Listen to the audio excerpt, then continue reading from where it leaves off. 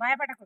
మనం ఎట్లయితే బోనాలు తీయనీయలేదో మన ఊర్లే దళితులు మీరు మాదిగ వాళ్ళు తక్షణమే కలెక్టర్ గారు మన ఊరికి వచ్చి పరామర్శించి మనని తక్షణమే బోనాలు తీపిచ్చి దుర్గమ్మ గుడిలో బోనాలు తీపియాల్సిందిగా కోరుచున్నాం. జై భీమ్.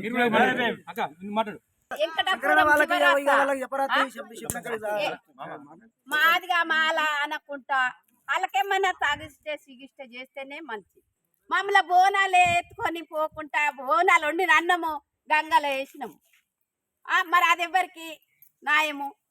ఆ న్యాయం చెయ్యాలి కదా. శివ వెంకటపురం వల్ల నాయవు చుట్టూ ఈ మన ఎంత ఉంది మండలం ఎంత? ఆ మండలం దామరకుంట కాడ బోనాలు చేస్తే మాదిగా మాల మంగళ సాకలి మంగళ కాపు అందరు ఎత్తుకొని పోయిర్రు. ఆడ నీళ్లు పోసిర్రు, దుర్గమ్మ బోనాలు చేసిర్రు, ఇవన్నీ చేసిర్రు. పక్కకే ఊరు వెంకటపురం గ్రామముల అట్లా చేయవలసిందా? నువ్వు బోనాలు తీయనిస్తలేరు శివ వెంకటపురం ఏ ముద్రాజి కులం మేము తిన్న గిన్నెలో మీరు తింటారా అన్నారు అడిగారు మమ్మల్ని. మా తమ్మకు మేము ఎక్కించేది వాళ్ళు ఎక్కిస్తారుగా, పెద్దమ్మకు మీరు ఎక్కిస్తారా అని అడిగిర్రు. మళ్ళా మీరు దేవుని దుర్గమ్మ గుడిని మళ్ళీ వేరే కట్టుకోమని అన్నారు.